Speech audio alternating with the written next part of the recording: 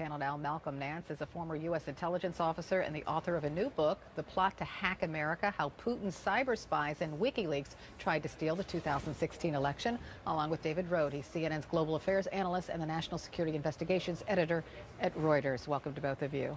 So, while Phil was describing what Sean Spicer said about the DNC server, I mean, the DNC didn't turn the server or the computers over to the FBI so the FBI could investigate the computers. A third party did, and you're both saying, oh, come on, that's a deflection. So why do you say that, Malcolm? Well, that's neither here nor there. The intelligence collection systems that the United States government uses are strategic assets, or they are human intelligence assets, which are oriented at our enemies, at our opposition. We collect against our targets. We don't care whether the DNC server was not turned over to the FBI, because the intelligence we're going to get is going to be from the actual systems that penetrated the DNC system. So, you know, if we know that FSB, former Russian intelligence, which is the old KGB, and Russian GRU military intelligence hackers are going into a United States entity, we're going to focus on those hackers. So that's standard operating procedure. Yeah, and, you know, a colleague of mine at Reuters did a story on this. 9 out of 10 times, the FBI doesn't actually have to look at the server. Sure. This is normal. So it's really deflection, spin. You know, it's not unusual that they didn't look at it. Why do you think they're still spinning before this intelligence briefing? Why not just stop, listen, and then talk? Well, you know, I have a lot of people in the intelligence community who come to me every day. And, you know, former U.S. Ambassador to Russia, Michael McFaul, made a very good statement a few weeks ago where he said, this has now moved from the ludicrous to the suspicious, that all of these denials are starting to appear to be more of a cover-up. I think this is going from silly to serious, serious to suspicious, suspicious next, the only thing left. Suspicious in what way? Suspicious in the sense that they're absolute vehement denials that they have, that this has anything to do with Russia. They defend Russia, as Tim McCain said yesterday, that he is acting as the defense lawyer for Russian intelligence. And a former director of the KGB is absolutely amazing. And anyone else in my community who would ever speak like this, there would be a counterintelligence investigation going on that would be ripping their lives apart. So, but you heard what Kellyanne Conway said, David. She said Russia is actually more afraid of Donald Trump than Hillary Clinton, because Donald Trump is muscular when it comes to national defense. He wants to, like, you know,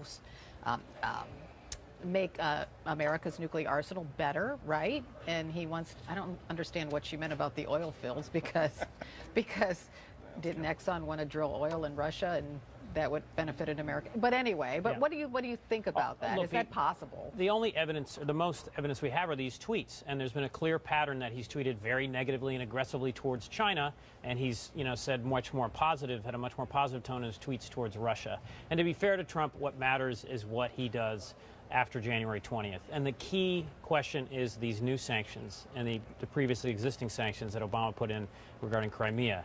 If he loosens those sanctions or weakens them in any way, then you'll have a lot of questions asked about what he's done. This could be, you know, I'm trying to be fair.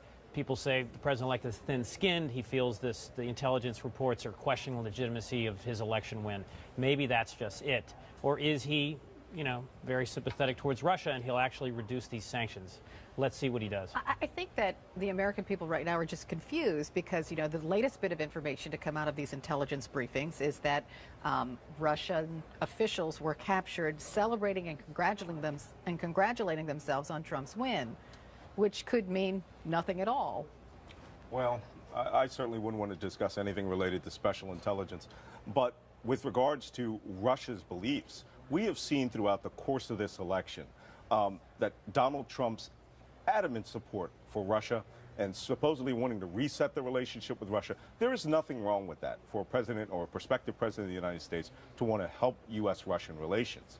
It's the methodologies that Russia used to influence this election and Trump's approval of it. And I think he went from, you know, what Mike Morrell, former deputy director of the CIA, said, an unwitting asset. He went witting on July 27th when he said, Russia, if you're listening, release Hillary Clinton's hacked emails. He knew at that point that Russia was working in his favor to get him elected. You don't think that was just an aside and a joke, because that's what he said it was? You know, within 4 weeks, the CIA came to the conclusion that Russia was doing this. This would have taken a very large, what we would call an information warfare management cell by Russian intelligence to get all of that stolen information out turned over to WikiLeaks, and it was released in great precision and time to support Donald Trump. The U.S. intelligence came to that conclusion. The president warned Russia about any further interference, and now the questions that are only left to be asked are, what did Donald Trump's campaign know? When did he know it? And was he cooperating or co-opted in any way to support this? Agree? Yes, I mean, we've been looking at this for months. There's been rumors swirling since the leak started in July.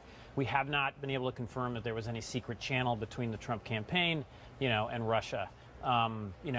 We have to see what happens over time. You hope that intelligence and frankly, law enforcement, the FBI, Department of Justice, will be looking at anything like this. But to be fair to the Trump campaign, I don't know of any proof of any direct communication or any sort of coordination with Moscow. Well, maybe we'll know more after all of these intelligence briefings. Unfortunately, I have to leave it there. But Malcolm, thank you very much. David, thank you very much for stopping by this morning.